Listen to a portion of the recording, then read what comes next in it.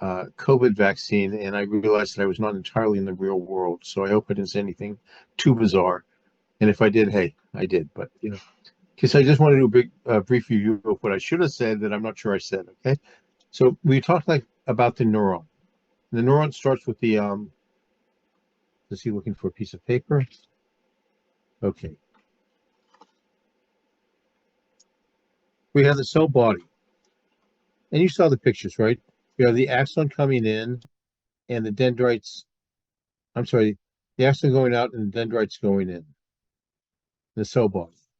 And you saw there are many different types of neurons. Some are only connected one to one.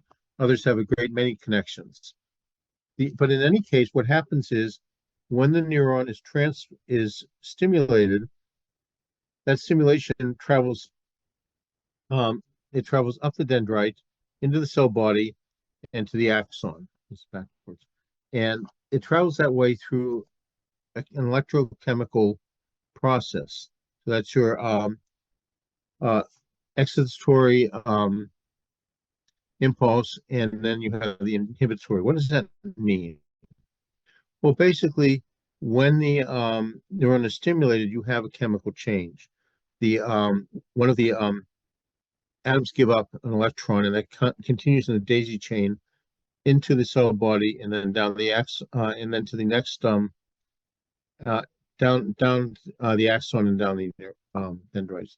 Now, when it hits the dendrites, it causes a change in what's called the calcium. I know this might be a little complex, but it causes a change in what's called calcium channels. They open up and they release neurotransmitters, which are chemicals that the cells use to communicate with each other. Nerve transmitters. There are many of them. We all have heard of, in my mind just went blank. Endorphins, for example. So this one gives off the endorphins, this one picks it up. And they have specific shapes. So they fit like a key in the lock in the next cell. Now, one cell is stimulated, one cell is not going to cause anything to happen. You need a critical mass of cells being stimulated. And so this one sends to this one, sends to this one, sends to this one. When you have enough cells stimulated, something happens. Ouch. And as we discussed, the glial bodies form the myelin sheath around the cells to keep the electricity and the chemicals from leaking out. And some children have a late myelinization. When they're born, they're floppy, and that's a bad sign. For many of the kids, however, they're only temporarily floppy. The myelin sheath forms, and they're ready to roll. When you have something like that happening, they tend to give the kids B12, which is very important for the development of nerve cells.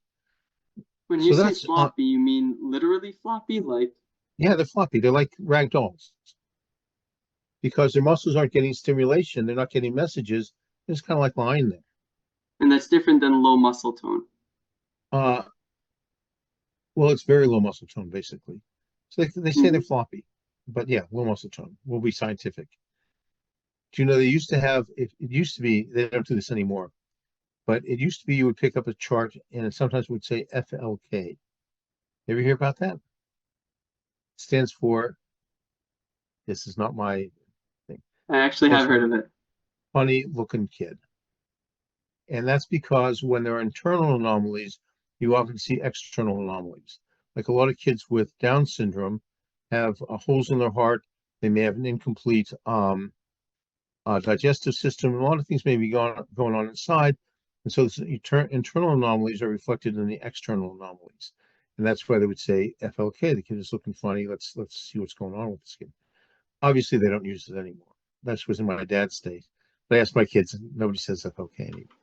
Honestly, Uh, I feel like that's a good kind of thing to just like give a heads up to doctors before they walk into a room to have some type of acronym. Because I know for me, if I'm just like shocked by some drastically radical facial feature that is mhm, just really a lot, I hope I don't like gasp or yeah. something, but you just want to prepare the doctor or someone. So Yeah, I I, mean, kids with like cleft palates or cleft lips, that may be the only anomaly. But for other things, some kids, well, for example, kids who have Down syndrome, their ears are low set.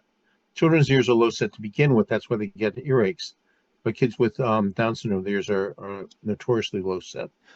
Aside from the eyes, there are some children who are called bird-headed children. It's a genetic disease of Jews, and they look like birds. Their heads look like birds. It's very rare. You'll probably go through your entire life and never see one. Some kids are born without brains. They're acephalic. And again, they look obviously strange. They don't live very long. So, and many of these children who are, who don't look normal, usually don't live very long. And that's a tragedy in and of itself. But in any case, so we talked about the neurons. But then what's really important with the neurons is that your brain is made of neurons. And again, they communicate through putting neurotransmitters in the synapse or the synaptic cleft, an empty area between the cells. They're not wired together. There's an area between where the neurotransmitters go. You have neurotransmitters in your gut. You have neurotransmitters in other parts of your body as well. It's not just in the brain. That's a fairly recent discovery. So we're interested in how they work together and what parts of the brain do what. And that's called localization of function. Now, originally, you guys learned in an intro about Broca in the speech area. Okay, so Broca looked to find a lesion in the brain. He looked at several brains, I think 40 brains, and found everyone who had a speech, couldn't produce speech, had a lesion in one specific area, more or less. Because remember, your brains are custom built. And so when we talk about an area, you find it more or less somewhere around here. It's not like everyone exactly bingo, that's where it is. But they all had a lesion there. And that began the first golden age of brain science, where they looked at people who had strokes or who had problems. At this point, they were able to fix the brains to make them solid so you could dissect them. And they were able to see where's the lesion, what did the person lose? And as we discussed, people get lesions through brain damage through like an accident or something like that, or through a stroke where the blood vessels to a certain part of the brain shut down. Are there any questions so far? Yeah, I'm going to take a 2-minute break. I will be right back. Don't go anywhere.